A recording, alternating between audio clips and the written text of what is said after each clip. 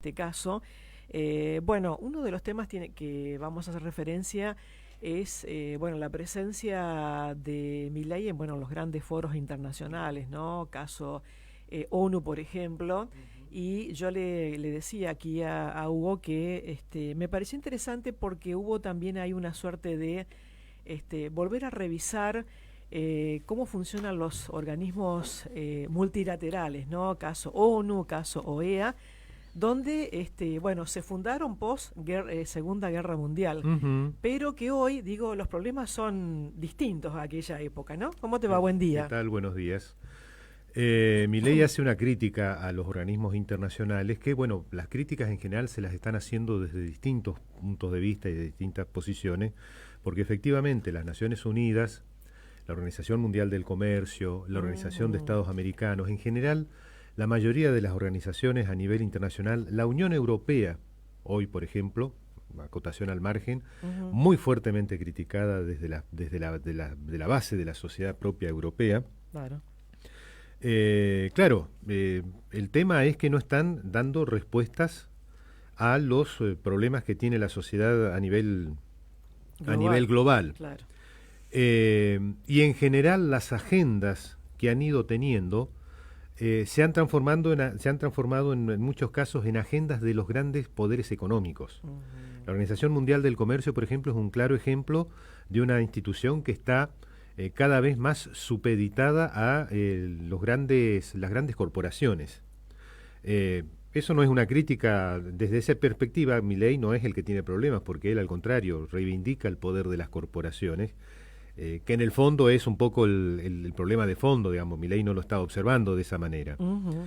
Eh, y muchas cuestiones donde la ONU está poniendo las fichas, como la Agenda 2030 y todo el tema del cambio climático, dicho sea de paso, entre nosotros acá Milei es el único país, Argentina, hoy que está no firmando el acuerdo hacia las próximas décadas. Sobre 194 países, 193 lo firmaron y Ay, Argentina no lo firmó. no se adhiere. No se Ujú. adhiere. Ujú. A ver, es un problema del principio de realidad. O yo estoy en lo cierto, ahí hay 193 naciones que están equivocadas, Ujú. o tengo que revisar lo que creo. Claro. Tengo que Claro. revisar lo que creo, digamos, el Ahora, que ¿él está en el plantea algún espejismo. punto específico de la Agenda No, a ver, 2030? él en general termina siempre hablando del marxismo cultural, la lucha cultural contra toda una serie de cuestiones que él dice que la izquierda ha dominado en el mundo y que él tiene debemos volver a las raíces del capitalismo puro y duro del siglo XIX. Ah, hace un Entonces todo planteo eso ideológico. ideológico, es un planteo Ah, ideológico bien, bien. que prácticamente, salvo esa extrema derecha, ni siquiera la derecha conservadora al medio lo plantea, al contrario, están preocupados por esta agenda. A Ujú. nadie se le ocurre en esos sectores hablar del marxismo cultural o de la izquierda dominando Ujú. la cultura de Occidente. Eh, es un esquema estrictamente de la extrema derecha a nivel mundial que hoy por hoy gobierna solamente en Argentina. ¿Mm? Ujú. O sea, es Vox en España, Ujú. en algunos aspectos la Giorgia Meloni En Italia. en Ujú. Italia, que tampoco es, o sea, se ha tenido que correr un poco más hacia el centro de sus propias posiciones, Ujú. y no llega a los extremos que está planteando Milei acá en la Argentina. O de Víctor Orbán en Hungría, otro personaje Claro. que también está en posiciones ahí, pero que tampoco se parecen a lo de Milei. Ujú. Ninguno de ellos es libertario, por ejemplo. Ujú. ¿Mm? Ujú. Eso de atacar al Estado y destruirlo desde adentro, el topo que destruye desde adentro el Estado, de lo que se ufana Milei y sus seguidores, ninguno de estos otros países lo es. Al contrario, son derechas duras clásicas, fuertemente estadocentristas, Sí. pero ¿en qué lo diferencia de otros sectores? En que ellos trabajan para el gran capital. Mientras que Ujú. este quiere destruir el Estado para que el gran capital tome el control del país. Y ahí es donde empieza uno de los Mm. primeros problemas que tiene Milei. El modelo argentino, tal como él lo concibe y como lo consigue el gran capital en la Argentina, es básicamente agroexportador, más vaca muerta, más la gran minería. Pero fíjate lo que está pasando. YPF, la principal empresa que desarrolla el tema de Vaca Muerta y todo el fracking en ese área, que es, recordemos, uno de los 3 grandes reservorios de petróleo no convencional del mundo. Del mundo, sí. O sea, sí, sí. somos Arabia Saudita en ese aspecto, de alguna manera, con el petróleo no convencional. Hoy se le está cayendo, lo están advirtiendo muchos especialistas, se le está cayendo a YPF el acuerdo con Petronas, la empresa de Malasia, que iba a ser su socio en la construcción del complejo de gas natural licuado, el GNL, que se estaría construyendo en Río Negro. Recordemos que hace un par de meses atrás era la disputa Río Negro, provincia de Buenos Aires, y que el gobierno nacional, para atacarlo a Kicillof, el principal enemigo político que hoy tiene el mileísmo, decidió que sea Río Negro, la provincia donde se construye, y no Bahía Blanca, que es el gran polo petroquímico que tiene el país. Claro. Está bien, hasta puede ser una decisión de descentralizar hacia otro polo. El tema es que hoy, por ejemplo, Petronas no estaría poniendo la plata, no le cierran los números a Petronas, porque el tema del GNL, el gas natural licuado, a nivel internacional ya hay grandes actores que están copando la parada. Por ejemplo, Estados Unidos, por ejemplo, Rusia. Países que, ante la perspectiva de que Argentina se transforme en un gran protagonista internacional, obviamente no están queriendo hacerlo eso. Y los grandes compradores de GNL ya tienen el mercado donde comprar, que son China, India y algunos otros países de la región asiática, como por ejemplo Japón, que tienen plata, que pueden comprar, pero que ya tienen el mercado donde comprar. Y Argentina tiene otro problema que es estructural. Estamos en el hemisferio equivocado del planeta. El hemisferio norte es el hemisferio donde todas las distancias son mínimas. Acá estamos en el hemisferio sur para vender hacia el norte. Y estamos rodeados de océanos. El cono sur es ese puñal que se clava hacia la Antártida. Al lado es solo océano Pacífico y océano Atlántico. O sea, no tenemos cerca continentes como es en Europa, Estados Unidos, Eurasia, Japón, toda esa cadena que está en el hemisferio norte. Todo esto, ¿qué es lo que hace? Incrementa los costos que tenemos que tener en cuenta, que van a ir en contra de nuestros proyectos. Cualquier proyecto de integración global tiene que pensar que los costos de transporte van a ser superiores porque estamos más alejados de los grandes centros de compra.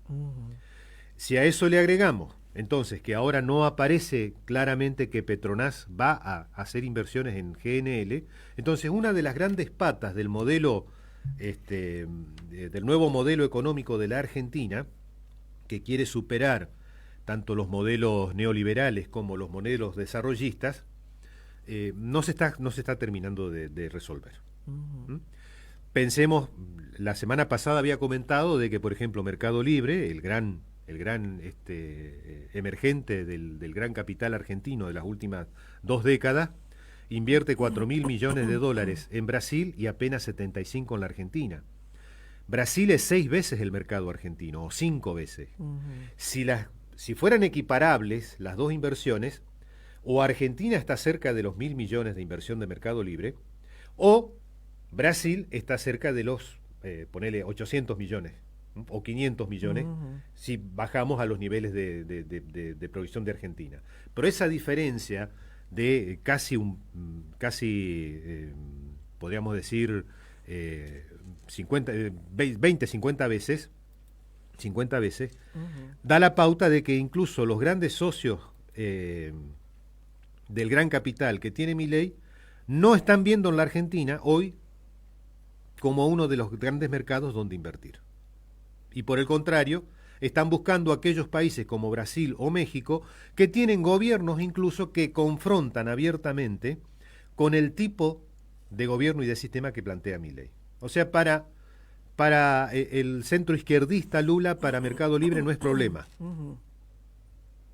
Lo mismo que el gobierno del partido Morena en México, con ahora la nueva presidenta que va a subir en poco tiempo. Tampoco, o sea, otro gobierno de centro izquierda para el cual Galperín no tiene ningún problema en invertirle 2.500 millones de dólares. Entonces acá se están cerrando algunas perspectivas para el país. Agregale a esto que el gobierno nacional se jacta de que ya no hay obra pública, Entonces la inversión estructural en obra de transportes, en obra de generación de todo tipo, si no la hace el privado, no la va a hacer nadie.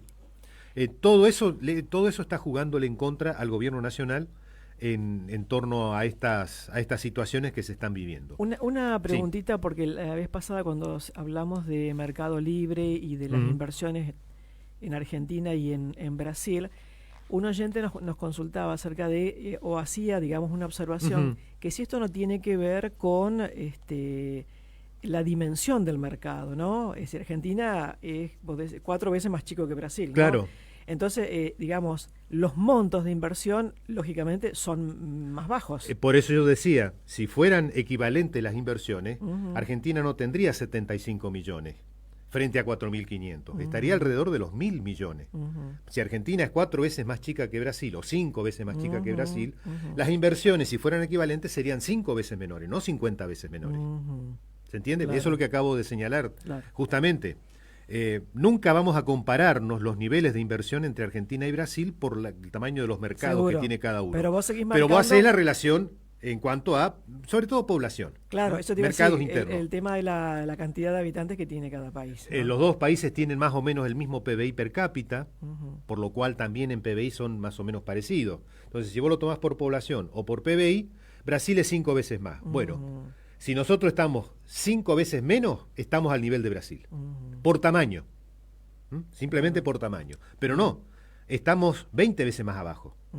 Por lo menos en estas inversiones que hace estas inversiones que hace Mercado Libre. Que es la gran estrella nacional de Milei.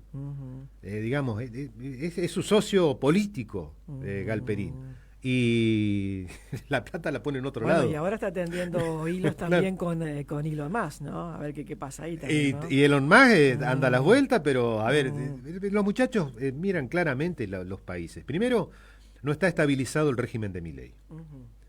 El cambio general que él quiere hacer para el país, que eso sería una verdadera contrarrevolución conservadora, en el sentido más estricto de la palabra, volver atrás todos los esquemas de los últimos 100 años de la Argentina, está por verse si se va a llevar adelante. Para llevar adelante esa contrarrevolución conservadora, vos tenés que atacar varias líneas rojas que la sociedad argentina tiene tendidas a nivel cultural. Y esto no es de derecha o izquierda, es que los argentinos sabemos que hay cosas que no se pueden tocar. No se puede tocar la jubilación. Macri tocó las jubilaciones en el año 2010 y fines de 2017 y empezó a perder el gobierno y terminó perdiéndolo en el 2019. Milei hoy se jacta de que le ha tirado abajo una recomposición de 17.000 pesos mensuales a las jubilaciones nacionales. 17.000 pesos mensuales. O sea, mientras tanto tienen en el proyecto de presupuesto 2025 una serie de puntos que tienen que mirar con mucha atención los legisladores porque le permitiría al gobierno superar la actual legislación de administración financiera para poder tener las manos libres y negociar deuda pública, sobre todo pasar de pesos a dólares, con acreedores externos de manera mucho más libre y obviamente en favor de los acreedores externos. O sea, le cortamos a los jubilados y vamos a ser muy generosos con los grandes acreedores internacionales. Entonces eso también se empieza a notar. Una de las líneas rojas, dije, es el tema jubilatorio en la Argentina. ¿Por qué? Porque todos tenemos padres y abuelos que están pasándola mal con las jubilaciones ¿Hay algún que jubilado tienen. en la familia? En la familia hay algún jubilado que la Sí. está pasando mal, entonces Sí. la sentimos a esa. Sí. Otro tema de línea roja, que hoy lo enfrenta el gobierno provincial, es el conflicto con los docentes. Con los docentes. En la familia, algún, el cónyuge, un hijo, un yerno, hay un docente. alguien es docente en la Hay un familia docente y también. te cuenta lo que está cobrando y te cuenta los problemas que tiene en la escuela. El que tiene familiares docentes y más o menos charlan de los temas es perfectamente consciente de la profundidad de la crisis de la escuela argentina y entrerriana en particular. Entonces, cuando vos no tocas bien el tema ese y empezás a recortar por ahí, o en los jubilados o en los docentes, vas a tener conflictos. Y el otro tema es la educación en general, la educación pública. Sí. Recién decía lo de los docentes porque es el conflicto salarial. Pero la educación en la Argentina, la universidad pública gratuita, Ayer estaba hablando con una profesional de Paraná que, por ejemplo, está metida en un proyecto de extensión universitaria que tiene que ver con educación en el sistema penitenciario. Hace 20 años que está ese proyecto en Entre Ríos.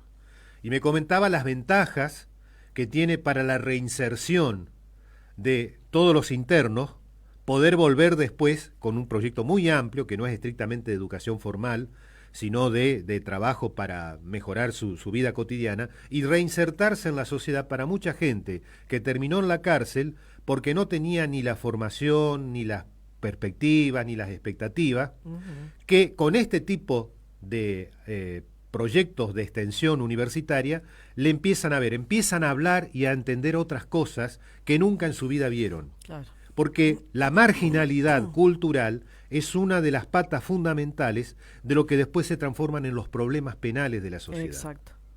Terminar en la cárcel porque no tuvo oportunidades de llenar el cerebro, además de la panza, no tuvo oportunidades de llenar el cerebro con otras cosas que no sean la violencia cotidiana. Exacto. Y las limitaciones estructurales que tiene el sistema, y que hacen que, o sea, mirar permanentemente la fiambrera desde afuera del vidrio es una violencia. Entonces, pensar en otras cosas. Bueno, ese trabajo de 20 años, hoy lo siguen haciendo sin un solo peso que les entre desde el Estado Nacional.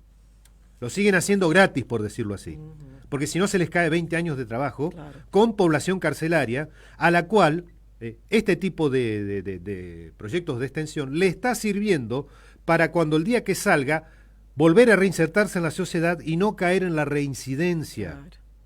Porque están teniendo otros elementos culturales en su cabeza, y cuando vos tenés más elementos culturales, tenés más elementos lingüísticos que hacen a la comunicación verbal, y cuando uno tiene más riqueza en la comunicación verbal, hay menos posibilidades para la violencia. Lo que nos distingue a los seres humanos de la vida salvaje es precisamente la comunicación verbal. Y eso lo tenés que tener, obviamente, desarrollado con sistemas de educación pública, obviamente con la familia, pero si la familia está inmersa en todo un esquema de desarraigo cultural, obviamente no te va a poder transmitir lo que ellos no conocieron. Entonces en algún momento hay que hacer el corte. Todo este tipo de cosas muestran una sociedad muy compleja que vos no podés simplemente simplificar a la libertad de mercado. Es lo que funciona, que es el planteo de los libertarios. Todo lo demás queda supeditado. Educación, bueno, si el mercado permite, hacemos inversión en educación. Obra pública, infraestructura, bueno, si el mercado lo permite, lo vamos a hacer. Pero después viene un Petronas y dice, no, pará, ustedes no están invirtiendo en infraestructura, o están muy lentos.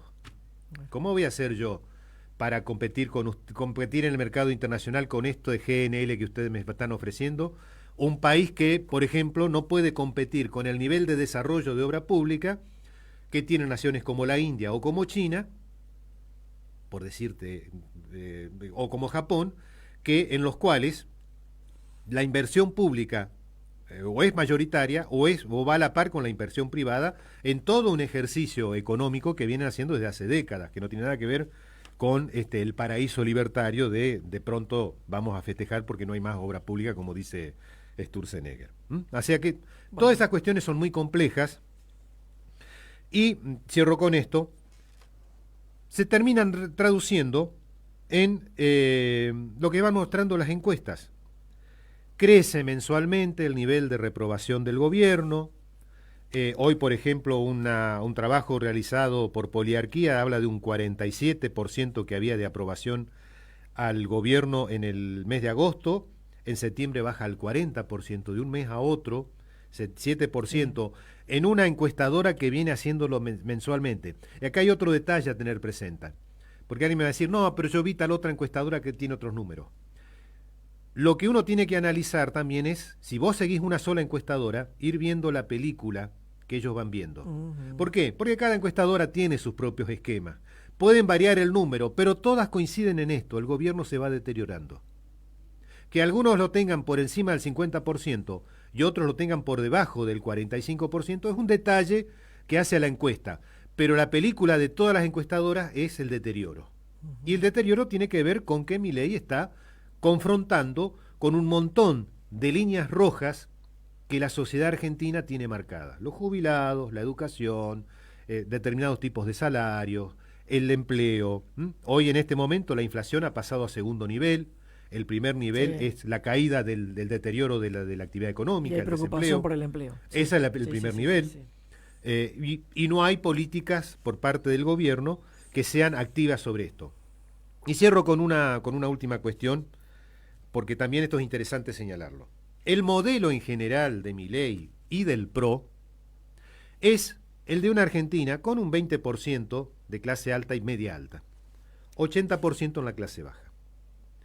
El lugar del país donde más claramente se nota, porque es el lugar donde históricamente la clase media fue más fuerte, es Capital Federal, que hace 18 años, desde el 2007 creo que era, Macri con el PRO, que es el antecedente de Milei, y después Rodríguez Larreta y ahora nuevamente otro Macri, están gobernando la ciudad de Buenos Aires. Una crítica que le hacen al gobierno de la ciudad de Buenos Aires es que no está teniendo políticas de contención a la clase media y a la clase media baja, que son las que se van erosionando.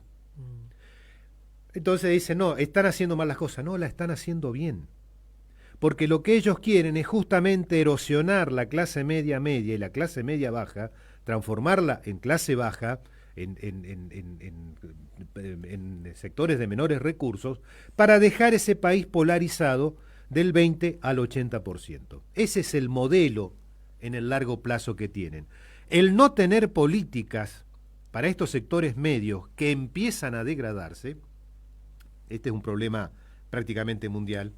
En Norteamérica lo dicen, los hijos ya saben que van a vivir en peores condiciones que sus padres. Que van a ser más pobres que los padres. Que van a ser más pobres que sus padres. Eso en Estados Unidos. Canadá lo empieza a sentir. En Alemania hace 20 años que ya se siente, por nombrar países que históricamente fueron ejemplo en los últimos 60 o 70 años de sociedades de clases medias vigorosas y optimistas. Hoy ya no son ni vigorosas ni optimistas. En Argentina, el vigor y el optimismo se perdió a partir de la década del 70. Y hoy estamos cosechando el avance de este proceso que está llevando a esta circunstancia. Entonces reitero, y cierro con esto, en Cava, el que no haya, en la Ciudad Autónoma de Buenos Aires, que no haya políticas de contención a las clases medias en crisis, tiene que ver con este proyecto estratégico que tiene tanto la derecha conservadora tipo PRO como la extrema derecha tipo La Libertad Avanza. Que todos caigamos a los niveles de clase baja y que quede un país de 20 y 80%. Ese es un poco el modelo estratégico al que nos está llevando este esquema de país. Gracias, Hugo, como siempre, muy amable. 10 de la mañana, 36 minutos, continuamos. Comienzo de espacio publicitario. Sol Medios. FJR